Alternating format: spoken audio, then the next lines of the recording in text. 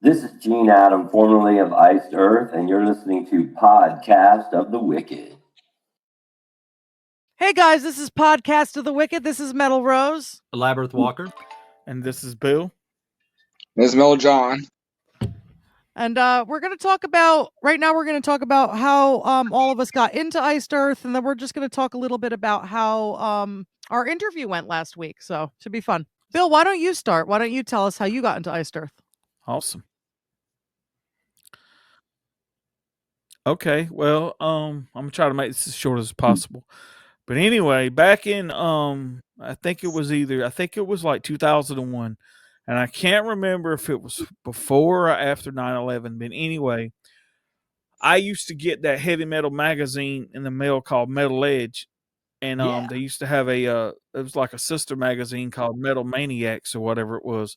Anyway, at that time, I would always see this big full page advertisement for the album Horror Show by Iced Earth. And at the time I was a huge horror movie fan. I mean, I just loved the classic movies and everything. And so when I saw the cover of that, I was like, man, I've got to get that. And so anyway, so I kept putting it off, and then eventually I got to go into a record store, and the guy there, he's like, you looking for anything particular? And I was like, yeah, I'm looking for the Iced Earth Horror Show album. And he's like, well, it should be over in the metal section over there. If you can't find it, just let me know. I said, okay.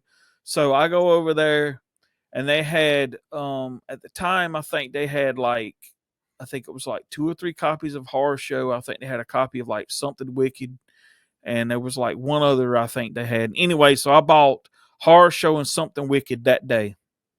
I go back to the car, and I put Horror Show on and started playing it. And by the time I got done listening to the interview on the second disc, I was hooked. And from that time on, I was an Iced Earth fan, and I've been a Iced Earth fan ever since. And over the years, I've got into some of the other albums. I bought Dark Side. One of the I think the third album I got was Dark Saga, and then I think the first album, and then so that was basically about it, really. But it's just that John's music has been a saving grace in my life for a long time, and a lot of people know my story, so I don't really have to go down that road. But so you speak of that interview disc. That interview disc was fantastic. There's a moment on there because he breaks down the history, and then he's breaking down each individual song. And we know that like the Horror Show stuff goes back to the Purgatory days. But when he talks about riding a motorcycle, he gave this line that I'm sure was just a throwaway line for him. But I ride motorcycles. I love riding bikes. And when he says it's a difference between being on the road and being like part of the environment. And that's what it's like being on a motorcycle, is being part of the environment. And I love the way John put that, because but that was such a great interview. And honestly, is just thinking about it now, when you're talking about that interview is before everything changes. Horror Show is like, we didn't know it at the time, but that's the end of the Barlow era. That's pre 9/11 attacks. Kind of crazy that he did an interview for that right before the entire Western world was about to change. Oh yeah. Yeah, it's really crazy. It's like he could predict the future. He's like Nostradamus. He's been very prophetic in some of his writing, and like he said, he read the books and he read the white papers, and is kind of the only reason why you wouldn't know that is if you choose not to know that. Like you want to bury your head in the sand, and like John was talking about, it's hard to go back to just watching sports or whatever. And yeah, I mean, you can't stay mired in it, because you'll just, it'd be like watching Pink Floyd's The Wall 24/7. You would just be depressed all the time, but you also can't ignore it. Yeah, exactly. So, Metal John, how did you get into Iced Earth? I used to read Spawn comic books back in the day, I went to Circuit City. I think it was Circuit City or Best Buy. I saw this on the shelf under iStir, under metal. I grabbed it because I thought it would be the soundtrack to the comic book or the cartoon. But the cartoon wasn't out yet, or the movie. So I grabbed it and fell in love with it. Then next year I got where is it? Day of Purgatory CD from Best Buy. My Best Buy used to have music. I remember that. Yeah. And then I went to the before we moved back up here to Southeast Missouri. I went to the mall in McAllen, Texas. Got Something Wicked This Way Come. Hmm.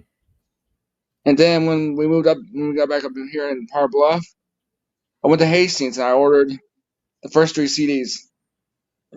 Nice part, I got the OG ones. Nice. That's so cool. And Iced Earth helped you get through your stroke, you said too, right? Yep, and also my mom passed away too. Well, I'm so glad. I'm so glad that they helped you. I'm sorry that you had to go through that stuff. It sucks, Yep. but I'm glad that you have the music, and I'm sure John absolutely loves, that. I'm sure he loves to hear that his music has helped in such a way, So. And I know you heard what happened to me yesterday. I was singing to Ice Star for a little bit, and my cat Tiny just gave me the shit face, shit eyes. Well, this cat over here, he always just wants to be a part of the podcast, no matter. He's always trying to interrupt. All right, Elaborate. How did you get into Iced Earth? I'd love to hear your story. Well, back in around 1990, late 90, early 91. But anyway, round about that time, I was half this size, had hair down to my waist. I was singing in bands, whatever. And my roommate, Van V, he would buy any album that was released on the Century Media label because they were only like 2 or 3 years old at that time. So he loved like Demolition Hammer and Asphyx and stuff like that. So if it was on Century Media, he bought it. And he bought Iced Earth's debut. And that was the only album out they had at the time. He listened to it and went, nah, it's not for me.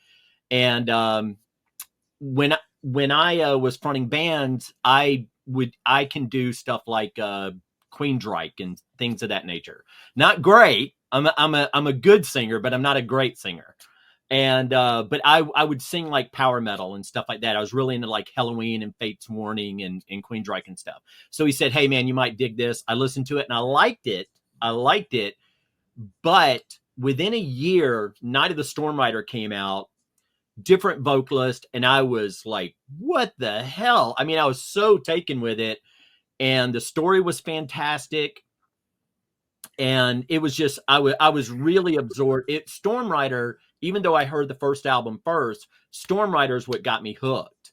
And for people who weren't around then, between Storm Rider and Burnt Offerings, there was like a 3-year gap. So I thought it was going to be one of those bands, like a typical Century Media band, that was like, they put out 1 or 2 albums and they're just gone. But then Burnt Offerings came out, a 3rd album with a 3rd singer, but it was so visceral and angry. And of course, Dante's Inferno is a masterpiece. Even though John says that was an angry album, he put out one of the best songs I think he's ever written. Oh yes, I love that song. I started working part-time at a comic book shop in 97, and at the time, it wasn't as big as it is now, but there's a comic convention called Dragon Con in Atlanta. And we had passes to it just because we worked at a comic shop.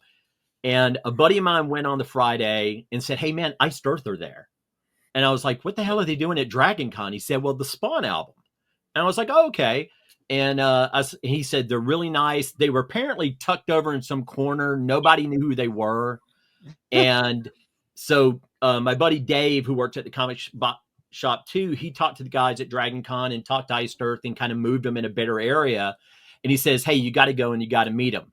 Now, to be honest, my favorite thing in the world to do is not do anything. If somebody cancels on me, I absolutely love them for it. So, but I didn't want to go, and he says, no, you're going to go. So I go to Dragon Con, and there is Eister sitting at a table, no one around. And so I went up to him, and I had brought a couple of Eister CDs. I had picked up Days of Purgatory on vinyl there, as well as an Eister, the Dark Saga picture disc there. And here's how great Jon is.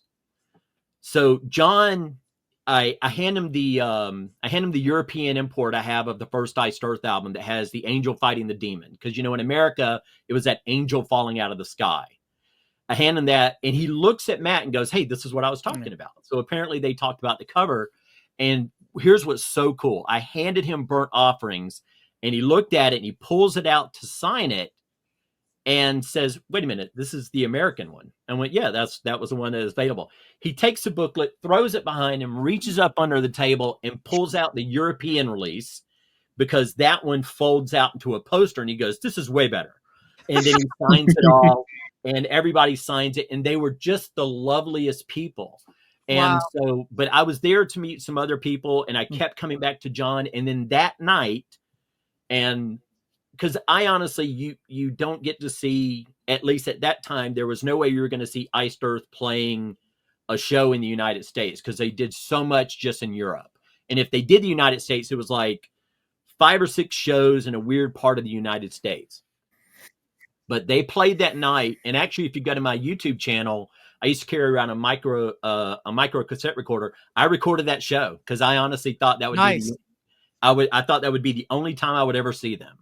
But they played for an hour. It was phenomenal. And between meeting them, hanging out with them, how lovely they were, they went from this band that I really liked out of the 1,000 bands that I listened to being my absolute favorite band. I mean, and then you look at interview after interview, and you see Jon talking about not only because he's always been great about history, but he wasn't overly political then.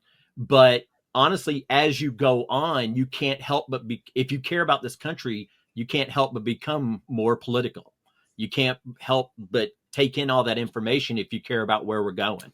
So I know that was a long about, but I absolutely just that's how I got into him. But then honestly, that's how I absolutely became a monster huge fan of Iced Earth. Nice. And ever since then. And so I kept up with every change. When they got Tim Owens, I'm a huge fan of Tim Owens, and hated seeing Matt go, and then all the changing up. And I had seen Into Eternity live. So when Stu Block, because I saw Into Eternity with Opeth and Nevermore. And so when I heard that Stu was getting a job, I was like, okay, that's interesting. And he didn't do a bad job. Not my favorite singer, but definitely a good singer. And I really do hope, because I want to, obviously we need to get to your story, Rose, but I really do hope that Jon eventually, like anybody who's ever been in a band, and you're a musician, I know, even when you go without it for a little bit, if you do the slightest bit creative, then you just get a hunger for it and you want to create more and more and more. So I'm hoping that's what happens with Jon. Oh Heck yeah. yeah. I hope so too. So You how know. did it go with you, Rose? Well, I came in really late. You guys have like all these amazing stories of seeing them, and like, so my Dave Myers, the guy that was on the show last week, he actually bought Incorruptible for me. It was just, he always used to play like Iced Earth around me. I liked it, but when the album was just releasing, he's like, I want to get this, and I want to get this on vinyl. And he's like, I'm going to have the vinyl sent to your house, which basically means he's just gifting me vinyl. Like, 'cause Nice. he doesn't have a record player, and he buys the CD format. So I'm like, I guess he wants to come here, and then we can put on the records. So I'm like, okay, I'll that's super cool. And so I loved Incorruptible. And then, like years later, he called me and he's like, we have to go see Demons and Wizards. And I'm like, who the fuck is Demons and Wizards? I mean, he's like, well, remember when I took you to see Blind Guardian? He has a band with Jon Schaffer from Iced Earth. I was like, oh, okay, because he took me to see Blind Guardian. He's also my introduction to Blind Guardian. I was always a metalhead. Don't get me wrong. Like I would go to Ozfest every year, and I networked with a lot of people. I went on tour with Heaven and Hell Sabbath. I was friends with Ronnie James Dio, and friends with Vinny Appice, and I did my first shot with Lemmy from Motorhead.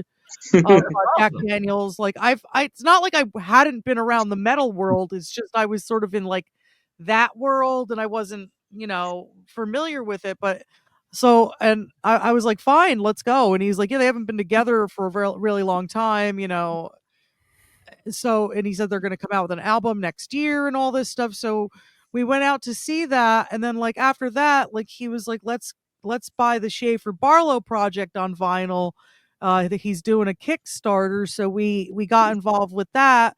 But then of course Dave forgot to put my name on the credits for the vinyl. He like didn't respond in time. He's like, oh no, it's too late, I just got the email now. I wanted to I flipped out. It's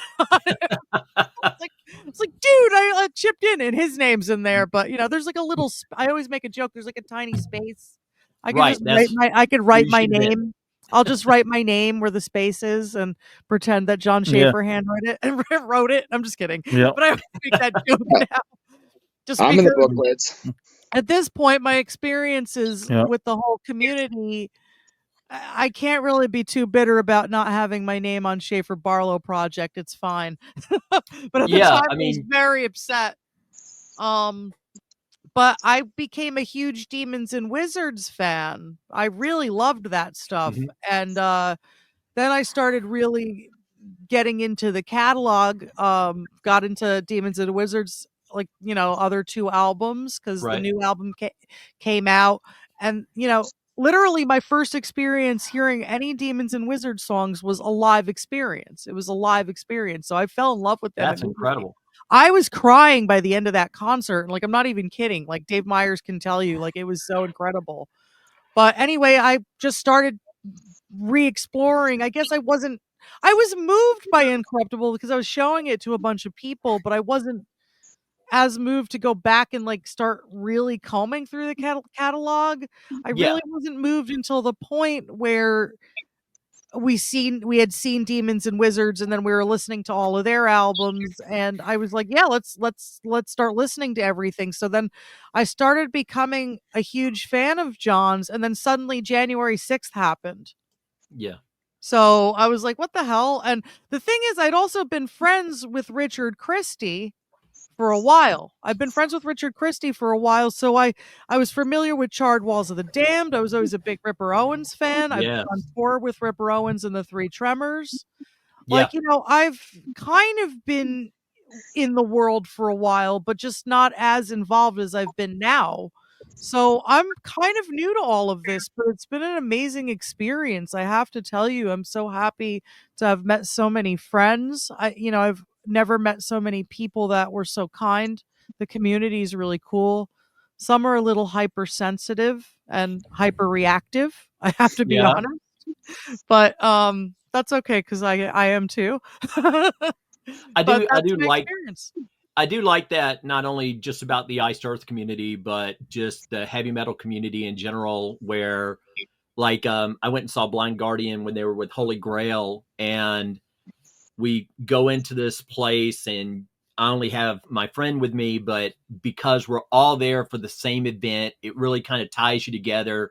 And when you're inside, you're not 30 minutes into the show and you got your arms around each other and you're chanting, and it's just, the community is fantastic. It is a great community. Absolutely. I'm sorry. Go ahead. No, go ahead, sir. On eBay, right after January 6 happened, someone got rid of their dystopic CD. Look what me about it. Autographed. Wow. I paid $100 for it. Yeah. Really? Yeah, people were getting upset and selling their records, and I started buying more records.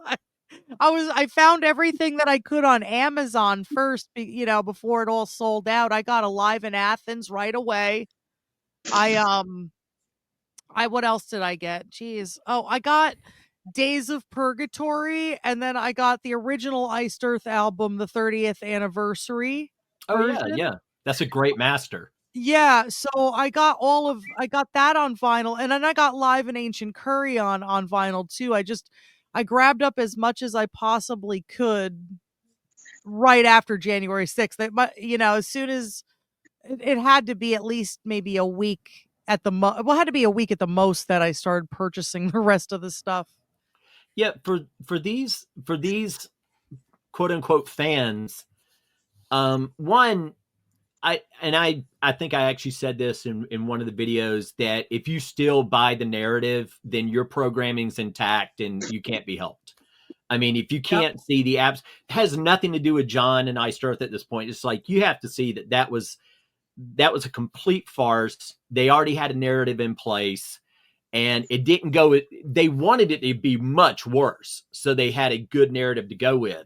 But and I think the other thing I also pointed out is Jon probably didn't think it was going to be, even with what happened 6 months previous, BLM and Antifa were in Washington firebombing buildings, setting grounds on fire, and it was 1,000 times worse than anything that happened on the 6th.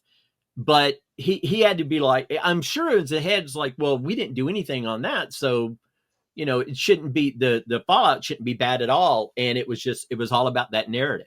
Well, I knew because a friend of mine had been there, and all she did was go in the Capitol, take pictures of herself with a stupid American flag type like tutu. I mean, it was cute. She looked cute. Yeah. But I'm just saying, it was just so stupid. And then suddenly the FBI is at her house, and she's in all this trouble. And to be honest with you, she came here from Jordan. She loves our country. She got her citizenship. So she loves our country. She escaped an abusive situation in Jordan. Yeah. And she loves Donald Trump. And she also translated for the FBI during 9/11. And they still Came after her. What? And they still came after her. Yeah. This is how patriotic she is. She's not that's why I was like, I had other people in my ear that knew Jon, and they were telling me they didn't believe that he did anything that bad. And I was pretty sure they wouldn't make that up because I knew the guy for a long time. I'm not going to name names just because I don't want to, I don't know if he wants me to say who he is or not, but he knows Jon, and he was crying his eyes out telling me, I'm sure that he did nothing that day. Like, I'm sure it was like nothing. It can't be that bad. I know Jon, he's a great man. And I believed him. And then when I saw what they were doing to the girl I know, my friend, I said, what the hell's going on here? And she's a little loud, but I knew she was never violent. Well, it's that when you can have a main focus, but when you get that side perspective, like, okay, this is what they're doing to Jon, but this is also what they're doing to this person. So this isn't about Jon. This is about one regime being politically opposite of the people that were there to honestly just show their support for the then president. And mob mentality is a real thing. You can take a group of rational people, and now that we know that there were like 20 some odd different FBI agents there that were there just to instigate and to really kind of push and probe that mob mentality and get it going. And I really hate that it worked out that way. And I actually brought this up, and I'm curious. I would have actually liked to, I guess Jon's got his head set the way he does, but if nothing happens, because there was this idea that Jon is only sorry because he got caught. I don't think that's true, but I do think that if it would have just gone away, like he would have never seen jail time, never seen never seen the political ramifications of it. Would it have been more like, yeah, I shouldn't have done that, but it wouldn't have been as such a heavy burden as it is now. Like, that's something that I did. I don't necessarily regret it, but it wasn't the best idea, that I shouldn't have done that, because he seems to have, it seems to, I said this in the video, his time dealing with the federal government, it did a lot of damage to him. And even he admits that. And to do American citizens that way is just, for the last 4 years, it seemed like a completely different country. Oh Yeah. yeah. I mean, it's always been. I'm an older guy. Back in the 90s up into the early 2000s, it was almost like what we see as racism and what we see as xenophobia and what we see as these divisive things. It was almost a thing of the past. It was almost like xenophobia, racism, everything kind of resurrected and became more powerful once Barack Obama came into office. And it seems like they had to reignite all this divisiveness. And it's believed by certain people who kind of pay attention to the zeitgeist, where all this came from is the whole Wall Street movement, where you had a bunch of people going after the 1%, talking about income inequality. And it was almost like the rich people called the government and said, hey, they are really paying attention to us. So you need to pull out all the stops. Racism, homophobia, xenophobia, transphobia. You got to get them to stop paying attention to us and start hating each other again. I just really hate the way that it went. But an interesting thing y'all talked about in that video, and I hope Jon does it. I hope there's a way to do it, when y'all were talking about the narrative landscape, the narrative soundscape. Yeah, the narrative. That was awesome. Sorry. When y'all were talking about that, I remember a couple of, because that obviously came out after the January 6th, where Jon was trying out this kind of really persona of gravitas, just this really weighty voice and having this kind of deep timbre to it. These bullshit metal music sites like Metal Sucks and Blabbermouth and stuff like that, they really clambered onto the song Dystopia. Yeah. Because Jon was talking, and if January 6th doesn't happen, it's just a reading. But when they tried to tie it in with January 6th, almost like Jon was saying this was something he was going to do, which was that shit crazy. It was a dramatic reading, but they really tried to make it, when you think about it in that way, it kind of gave the sinister overtone, which is what I'm sure they wanted. But I do like the idea of the fact that he was going to do a comic series based on like Seth Abomine and the characters from like Storm Rider and stuff. I'd love that idea. Yeah. Yeah. That it's sad that is now going by the wayside. Maybe eventually he'll want to do it, but like I'm wearing the Wicked Words and Epic Tales t-shirt right now. And I know, like, it may, some people think it's a little weird, they're like, oh, it's very artistic, the narrative soundscape. And, I know some people who are just like, I got to go home now. Well, while I had it playing in the background, there's this one guy, he's a big Grateful Dead fan, but he's, every time I put that narrative soundscape on, he walks out like, hey, you want to clear the room? Yeah. Okay. But other people really like it though. You know what it reminds me of? Like, not to be so hippie or whatever, but it kind of reminds me of Jim Morrison with the Doors. That spoken word poetry. It was like that last that posthumous album that he put out. It kind of reminded me of that, and I'm a big fan of stuff like that. I mean, I kind of still think, I think Jim Morrison, I think that's controlled opposition. Don't get me wrong, but I still enjoy the music. Oh yeah, of course. But I mean, but that's what it really reminds me of, and it worked really good with some songs. It worked really well with some of the songs. Like, some of the songs were fine, but like, I love the narrative the wicked words. I love that version That of was Dante's amazing. Inferno. Yeah, I was listening to that the other night because you had kind of mentioned it. I just Yeah. put it on. I was like, let me listen to it. This guy seems to really like this version, and I you're right. It's actually pretty awesome. Yeah, there was a back in the early part of the 19th century, there was a triptych done based on the end of the world. And what they would do is that they had these three large paintings, and one of them was paradise, one of them was basically not really purgatory, but like the world before it breaks, and then the world destroying. And how they showed that to people was like you would sit in a dark audience, and they would, and this is before moving pictures or whatever, they would have lights like light up different parts of the painting in the dark, and they would have people off in the darkness reading passages from Revelation and giving paintings this kind of really theatrical, before there was really kind of any way to do moving pictures. And it really gave it this like epic kind of gravitas to it. And that's what the narrative soundscape is like. It gives it a different weight and a different interpretation to these songs that you know by heart.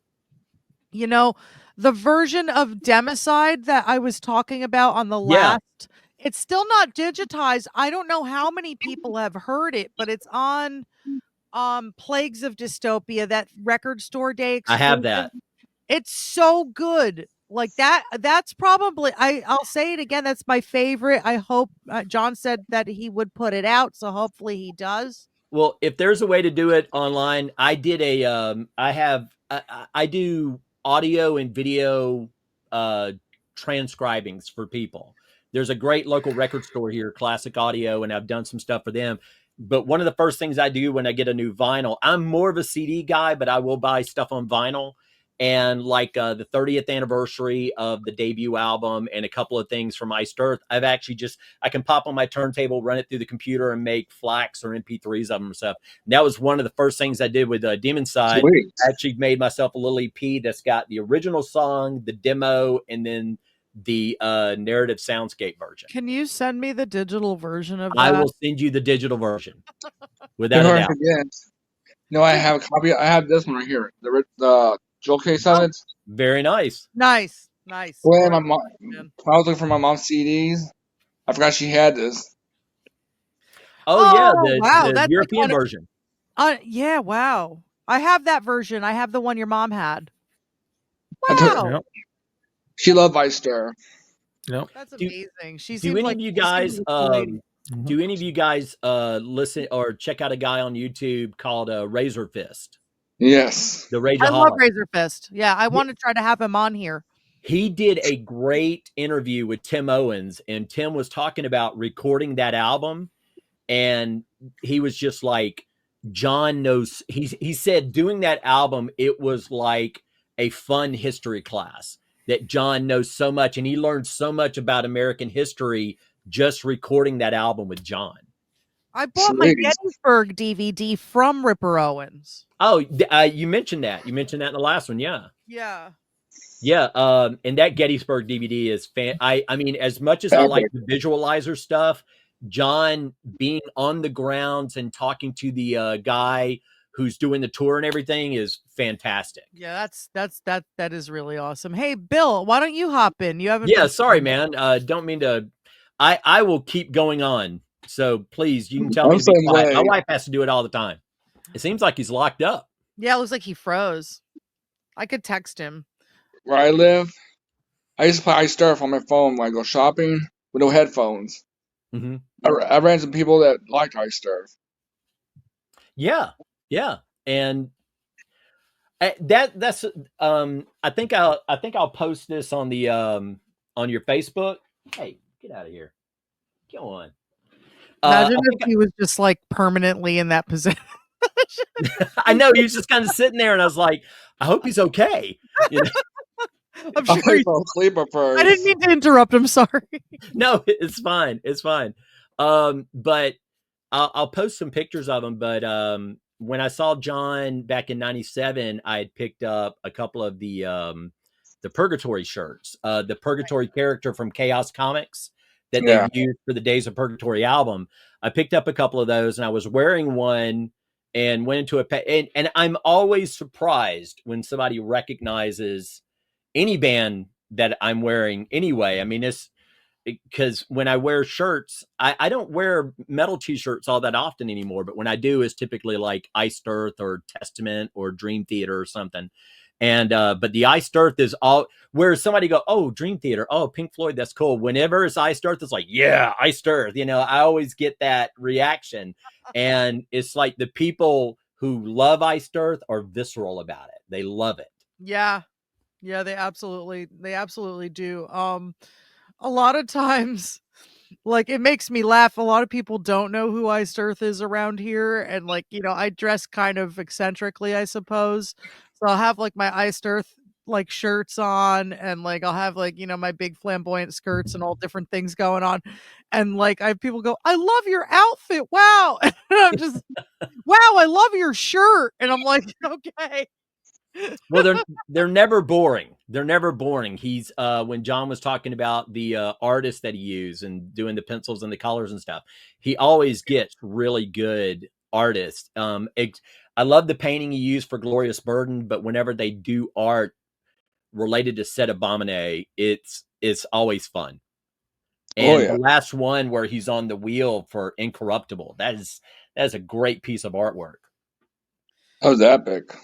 Yeah, without a doubt. And as the Stu Block recording goes, I'd have to say Incorruptible is definitely my favorite.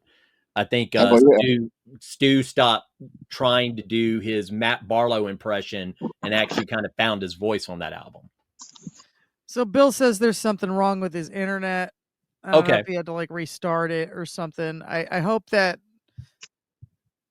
we don't lose the recording because it's recording on his end. Yeah, I mean, don't it think still we'll says lose- recording up in the top left-hand corner, so It hopefully. does, so maybe he'll just have to rejoin. I messaged him and just to see. But I wonder if he can join. Can he join through the phone? Well, I don't know. I'm sorry. Let me My dad. I'm sorry. No, it's okay. Let me call Bill really quick.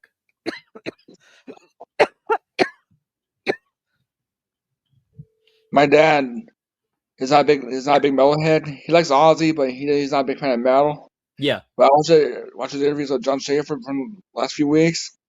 He respects Jon Schaffer now more than ever. It would be hard not to. Yeah, so that's really cool. Soul. Yeah, that would be the like I said, I liked the interview that he did with Levi. I liked it, and I did like that whole video series where I'm commenting on it. But it seemed when he was talking to the podcast of The Wicked, it seemed like more natural, more relaxed. He came across more like how I'm usually used to seeing him. I know you remember this stuff. iPods. Oh yeah, back in the day, man. My dad ordered this for me last month. Yeah, I'm trying to come back in, but it's just Anytime I'm always fascinated when I come across these old electronics and I see what I was listening to like a lot at the time. Oh, sorry. You want to hear a funny story? What happened to me? And I used to be friends with OTEP, the girl singer. Yeah. She blocked me as a friend because right after January 6th happened, she called Iced Earth terrorists. Oh God. And I defended Jon Schaffer and the band. And when she was live on, I think last year, she was live on Instagram. I talked about what happened with my mom. She sent her condolence and all that to me. Well, at least she was human about it. She retired from music last year. Oh, is that right? You know what? They probably were the same age. I'm 46. Okay. I'm 45. I mean, I'll be 46 in the fall. Okay. I lose track. When I had the 2-disc version of Day of Purgatory, I love the Iced Earth. Yeah, I would I've heard a bootleg recording of actually Gene singing Winter Nights.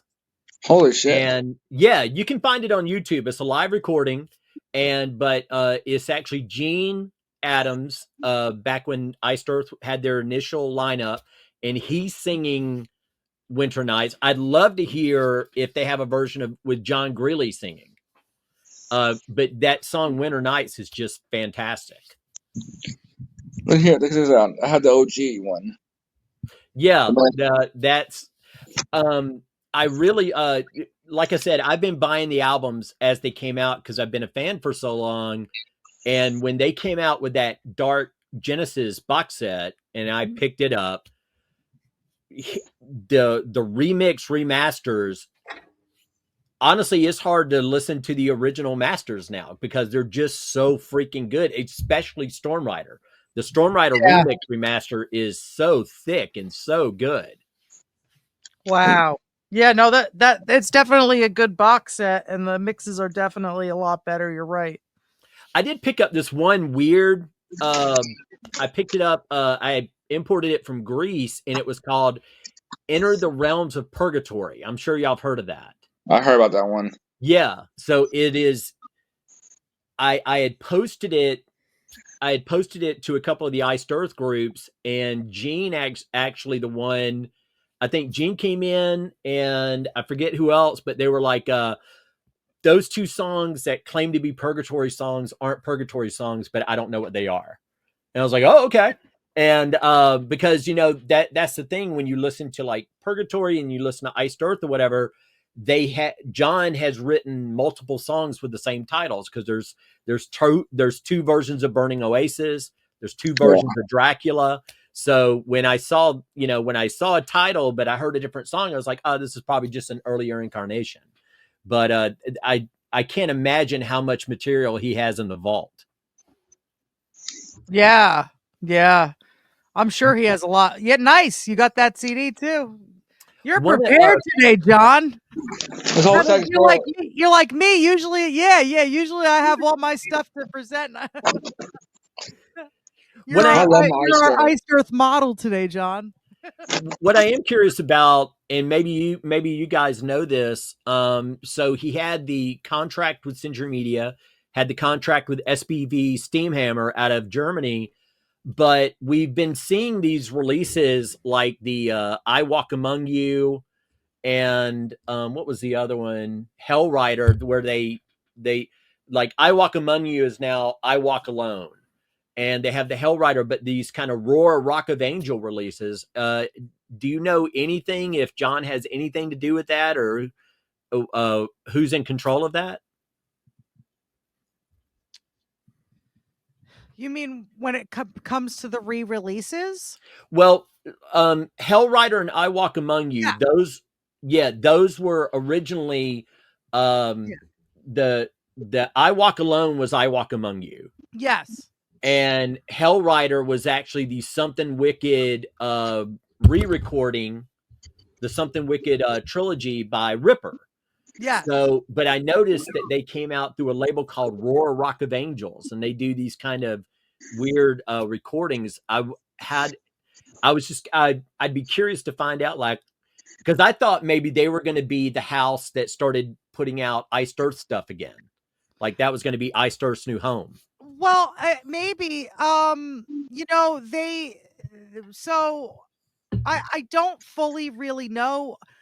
It seems complicated. Now, I didn't get to ask John this, but John did say when I was mentioning the situation about the Democide spoken word that he wanted to put it out through DistroKid, and he has his own record label now, Ravencraft. And I thought, but I could be wrong because I don't know what the contract says, but I thought that Century Media had released him from his contract because of January 6th.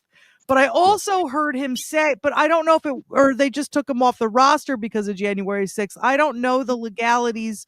I don't know what the contract says. But then here's the other thing. I remember him saying that like Demons and Wizards was completely free of the record labels and that like they didn't have to be a part of these contracts. I think it might have been on Chuck and Jason's show, but it could have been somewhere else because it's just such a blur. I've heard John say so many things through so many interviews, but my understanding that Iced Earth was going to be out of Century Media's contract Yeah, soon, I'm sure. regardless of January 6th. But Yeah, that's what I understood. I can't verify that. That's what I understood. Well, as much as Century Media have a problem with Iced Earth being on their roster, they have no problem constantly re-releasing stuff and making money off of it. Yeah. But Yeah, I'm wondering if Jon has the rights to that stuff. Like, I don't know I really don't know what he's making off of these vinyls. I don't know. See, that's I have my no way to curiosity. verify. I mean, well, I have a way to verify that, but I don't. How do you ask that question, right? Yeah, well, it is. Do you own your masters? Basically, what it is. Because if you remember, in an interview Jon was doing, and it got a little bit defensive, but before the January 6th thing, Jon was actually talking about re-recording the debut and maybe even Storm Rider with Stu Block on vocals and having new drums and stuff. He was talking about doing those recordings, and January 6th interrupted that. And so I'm curious if I mean, obviously Jon writes the bulk of material or whatever, but who actually owns the masters? Well, if anybody knows, you can comment below. It's hard to say. Like, it's hard to say. I know somewhat about what record contracts look like. I did like a whole course at Juilliard understanding the music business. So I kind of understand some of that stuff, but I'm just going to be honest. I wish I knew. I know that he re-released that live version of Dante's Inferno. I was pretty sure that Right. was like a re-release, so he must own that. And then he obviously released Bang Your Head. Now, does anybody have a copy of Bang Your Head near them? Jon, I have the CD right here. Okay. Who I don't does have it copy say yet. who released who released Bang Your Head? See, like now we're like cracking a case here. All right, let's see. I have a bunch of copies. I just don't have them right next to me right now. Ravencraft released it. Okay, so Yeah. I know that there's something with live music being easier to release, like less expensive or something like that than the original recordings too. So, okay, so Ravencraft put that out. So I'm wondering, I don't really know. I don't know what the situation is there. I said, it was just a curiosity. It's nothing we're going to solve tonight, but I just noticed that. Yeah, well, Ashes of Aries does Rock of Angels stuff, and then Brent Smedley mentioned on our podcast a couple weeks back that one of his other projects, which had been released through Rock of Angels too. So who knows? It may just be a label that's friendly to Jon, and it may be. I mean, you can have your own label, but then you have to have somebody who has to do distribution. So it may be something like that. Yeah, I mean, and they're based in Greece as well. All of these places that are repressing Iced Earth stuff seem to be based in Greece. Well, they never lost their love for him. Circle Music, and then Rock of Angels, and then what's the other one? The only one I knew was okay. Yeah, Floga Records. Now I know y'all are big fans, and I've yet to meet. But yeah, when they did the speaking of Dante's Inferno, I think it was on the. Let's see, it was Dystopia. Yeah, it was on the Dystopia tour. I picked up this little EP. It was 2011, right? So sounds right. Yeah, coming back. Dystopia. Yeah, when I went and saw him, I actually picked up an EP at the concert. It was where he had re-recorded because I actually keep the cover in my box set, but that's like the CD, and I just put it in this little metal case. Okay. But it is Dante's Inferno 2011 with Stu Block on vocals. Yes. Yep. And he had done all the sampling and everything so he could do the song live and make it sound proper.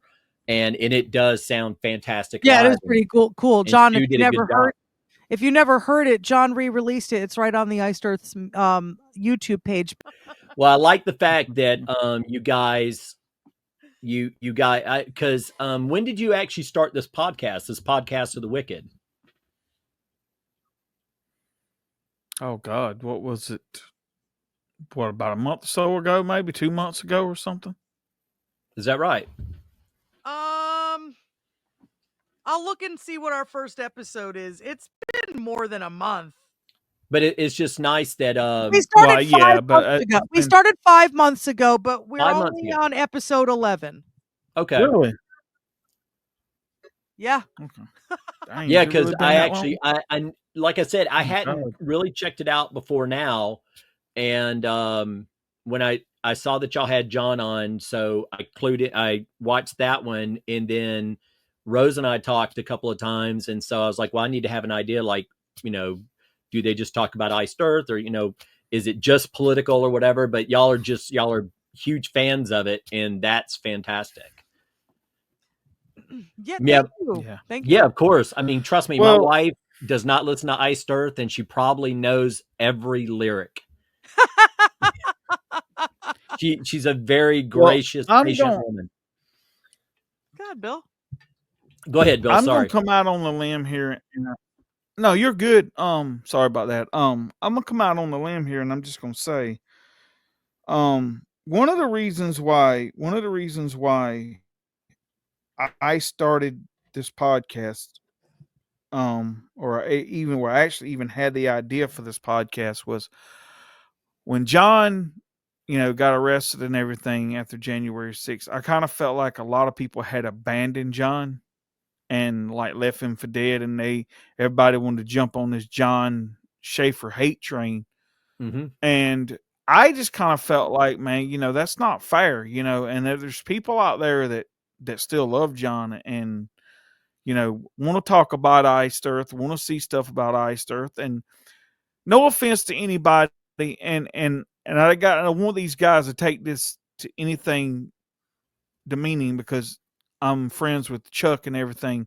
But when Podcast of Stone kind of folded, I was kind of like, well, man, there's some other interviews and stuff that I would like to see, or Mhm. even maybe, if John ever comes back someday, let him tell his side of the story or whatever. So it was kind of one of those things. I was kind of hoping that, it was one of those things where, we could kind of continue some, letting people have an Iced Earth podcast and a platform to come on and talk if they wanted to talk about things. So that was one of the reasons why I done it. And I reached out and I was like, hey, who wants to do this podcast with me? And Rose spoke up, and here we are. I Yeah. initially thought Chuck was going to join, and then suddenly it was just us. So you're saying that there was Yeah. an Iced Earth podcast before this one, Yeah. Yeah. Podcast Yeah. of Yeah. It's called podcast in Stone. and Yeah. and after January 6th, they just closed shop. Yep. Ah, that sucks. Yep. Yeah. They could I have mean, talked about so much.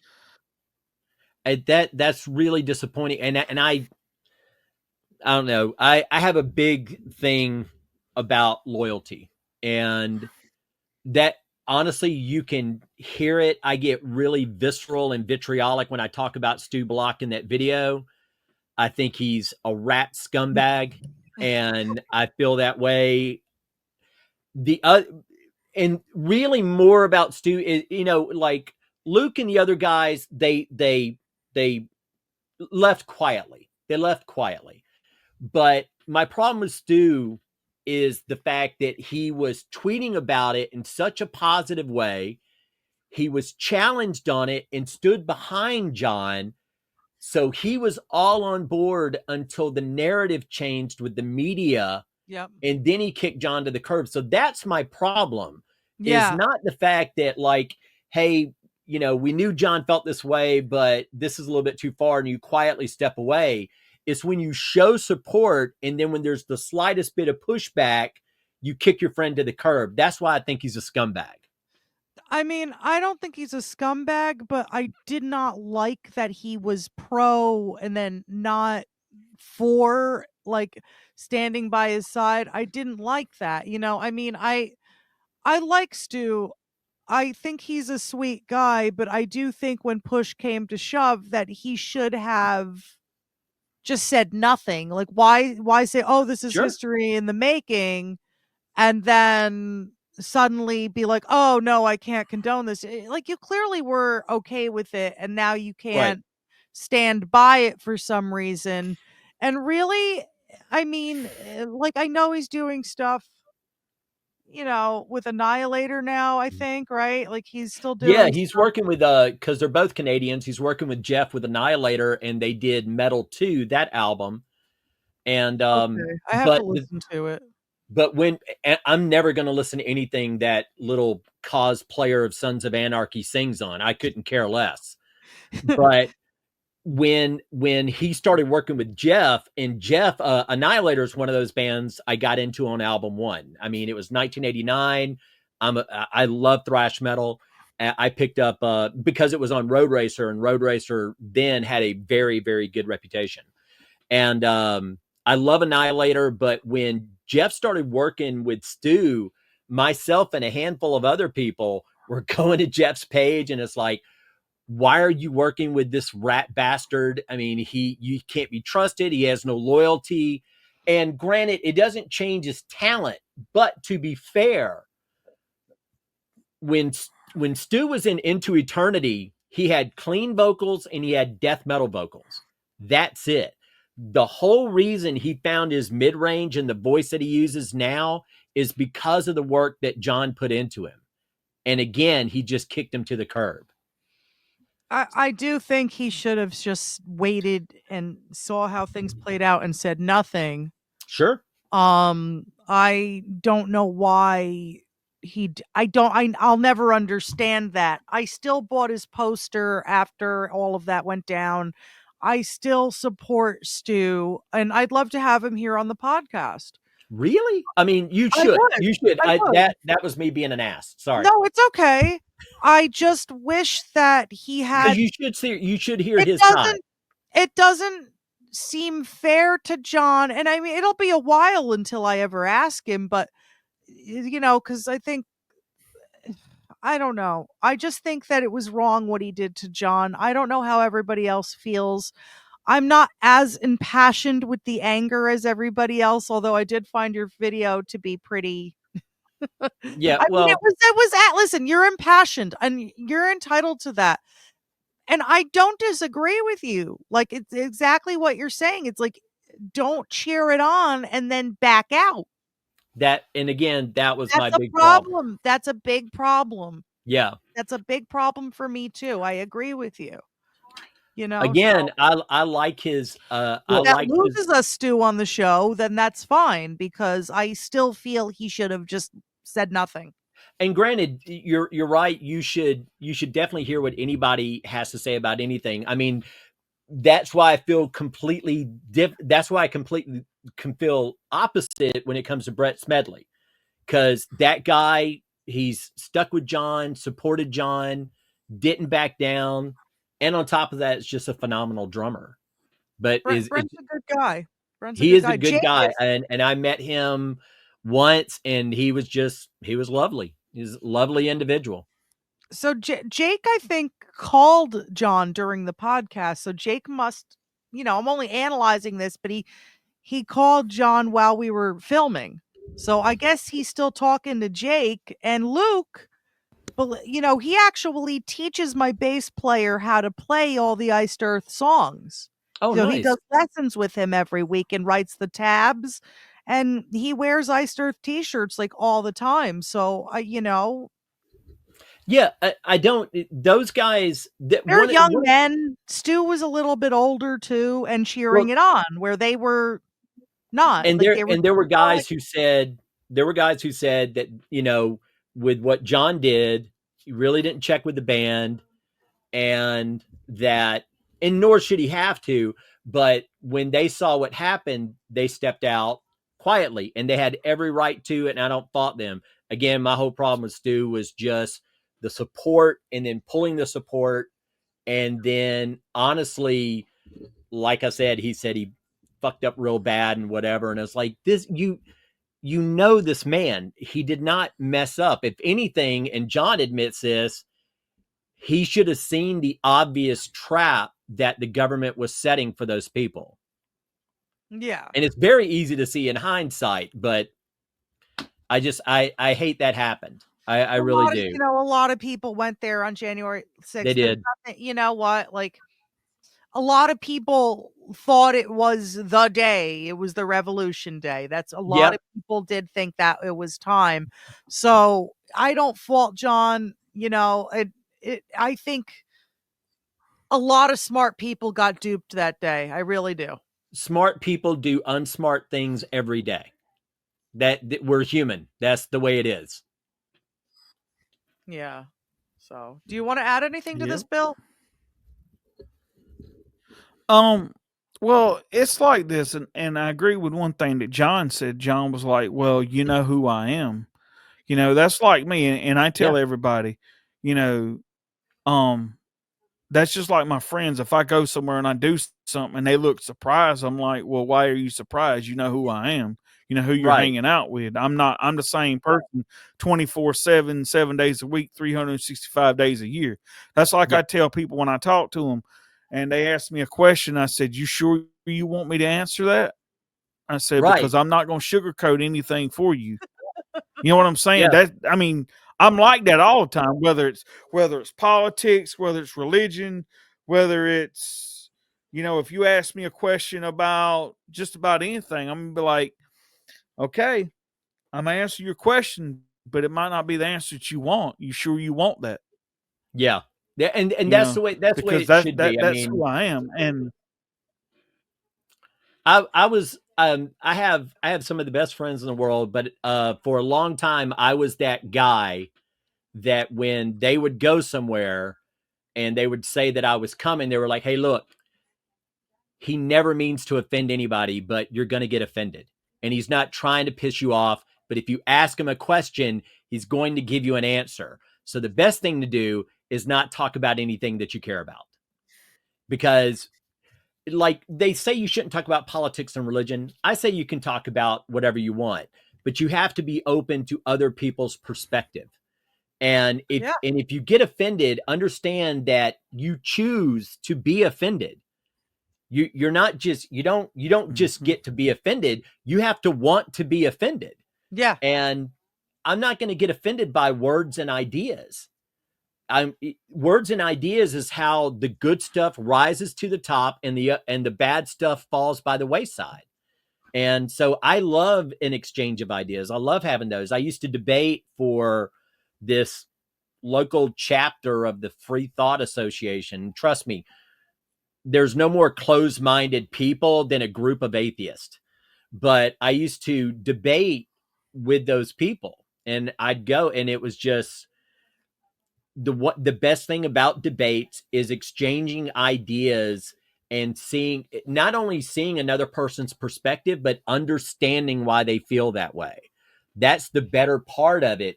Is they may believe something different than you do, but why do they believe differently than you do? And if they're not trying, like John said, as long as they're not trying to push it on you, then it's all good. Exactly. It's that old adage. I saw religion and politics is like a penis. It's okay. It's okay to have it. It's okay to be proud of it. Just don't try shoving it down my throat. I like that. But that was one other thing I wanted to say too, and that's with this whole January 6th thing. And I know those haters out there are really going to get pissed off when I say this, but it's like this right here. Okay, you can call it an insurrection all you want. You can call it, a cluster, whatever. I don't really care. But when you're the most powerful nation in the world, okay, and you have the world's most powerful military, okay, you really think and I'm saying it, and I'm saying this to myself now, so I'm calling myself this. And most of them, probably besides John, were probably patriotic rednecks who were like, "Okay, we're gonna go down here and we're gonna raise hell and all this stuff," right? Okay, let me tell y'all something. If you really think these people were gonna take over the damn government with not a gun in sight, yes, you're sir. stupid. You're That's a brain exactly dead idiot. Okay.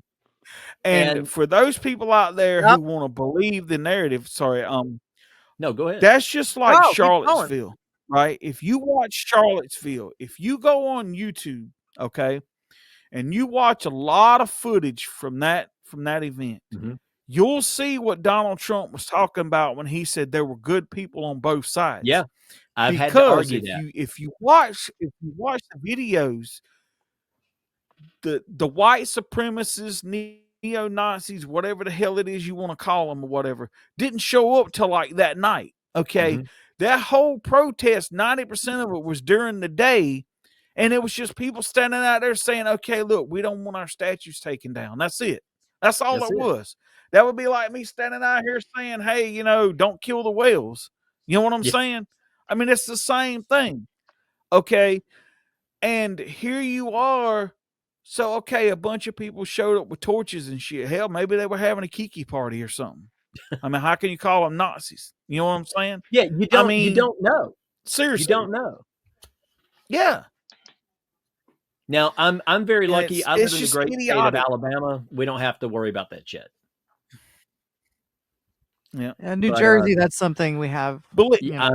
I'm sure it is. When we have a governor, I kid you not, she's this old lady, we call her Meemaw. I mean, that's how it works here. And we have Governor Meemaw, and she wore the mask for about, I don't know. Not only did she wear the mask, of course, with Auburn University on it, because you're Auburn or Alabama here.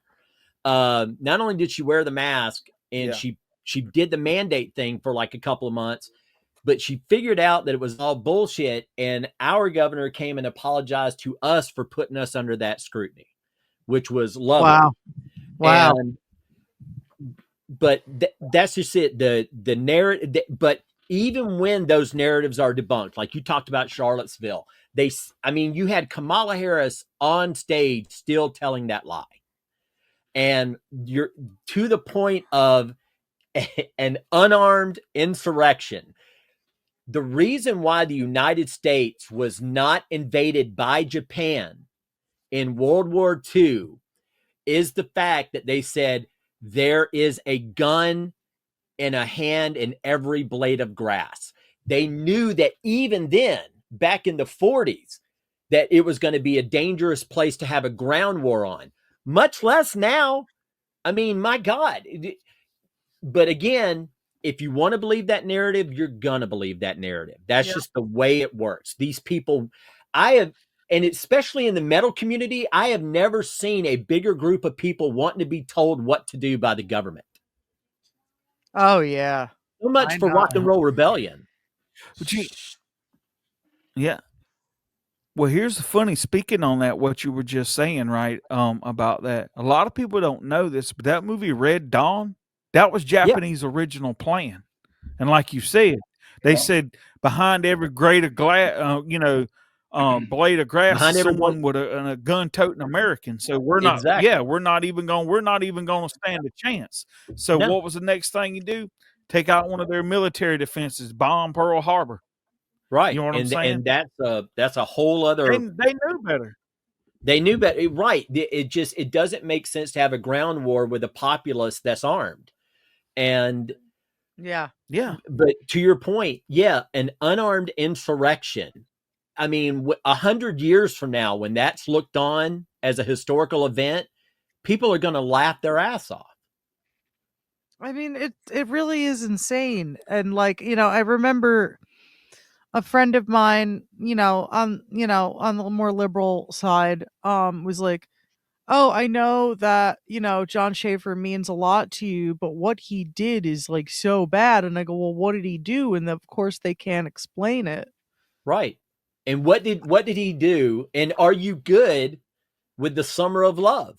Are you good? Oh, no, they were definitely good with the Summer of Love. See, that's insane. We had 25 murders, millions and millions of dollars worth of damage. And you had, and this is a little thing, and I'll keep it short. When they say that Donald Trump or anybody else on the right is a fascist, people do not know what that word means.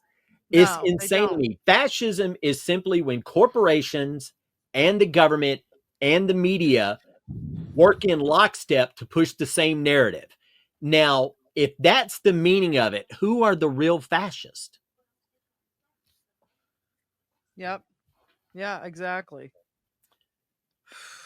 But hey, I want to thank you guys for having me be on. This is Yeah. really awesome. I would love to talk to y'all longer, but I have a beautiful wife who wants to go to dinner.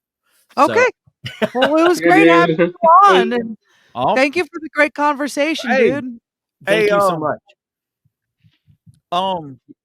Yes, thank sir. you for being here. And are you a member of the Podcast Wicked chat group? I'm a member of the Facebook page. That's all I know. All right, I'll add you to the chat group. Okay. If you All ever right, want to I would come love on again, you're welcome to. Yeah. Oh, before you go. I'm sorry. Should I create an account on this? Is this the StreamYard? Is this what y'all use all the time? Yeah. You Okay, could- well I'll can create an create it where you account. want. And I would love to do this with y'all again if you'll have me. It was a lot of fun. Yeah, rock Before I on, get man. forget to say, I Mostly, didn't tell you guys basically, about that. Sorry. basically all we have to do. 1 second, John. Okay. Sorry for a minute, Okay, I'm John. sorry. Basically, all we have to do is like anytime you want to join, just let us know and we can send you the link like we did before. That's you don't even have to fantastic. create an Thank you. account. You can just come on. Yeah, Okay. we usually do Yep. Fridays around 7. I'm usually earlier than that. I'm sorry I was late. Hey, That's it's okay. all good. I'm in Central all right. Time Zone, so I wanted to make sure I had the right time and everything. But yeah, Friday evenings, I am all about it. This was a lot of fun, and just iced earth, heavy metal in general. I will talk your ears off, and trust me, it's okay to say, "Hey, could you shut the fuck up?" I'm the same way. Oh, you're good, man. John, you wanted to say something before he goes? Oh yeah.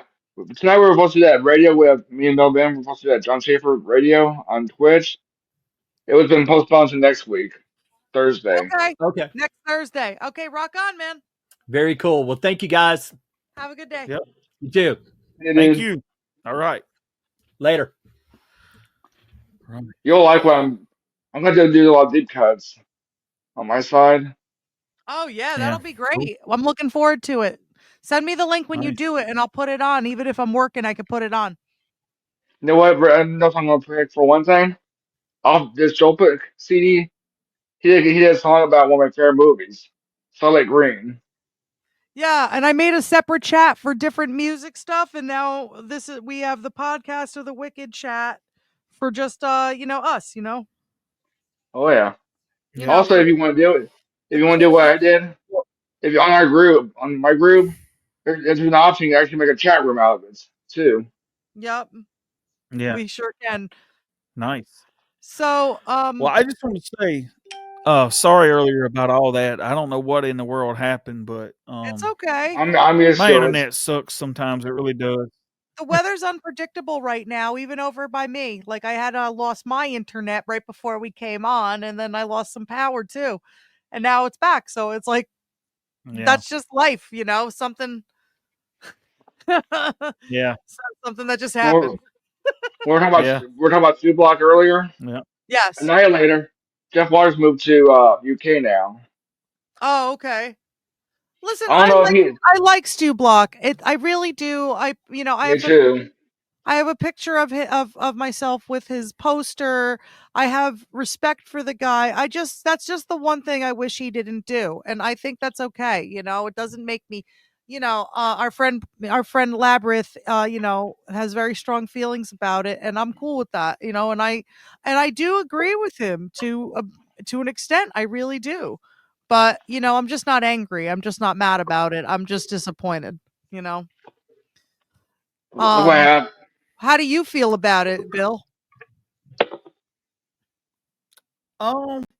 Well, I don't know that I really have any feelings about it, to be honest with you. My whole thing is that I just kind of felt like that I understand why people left. I get it. I really do.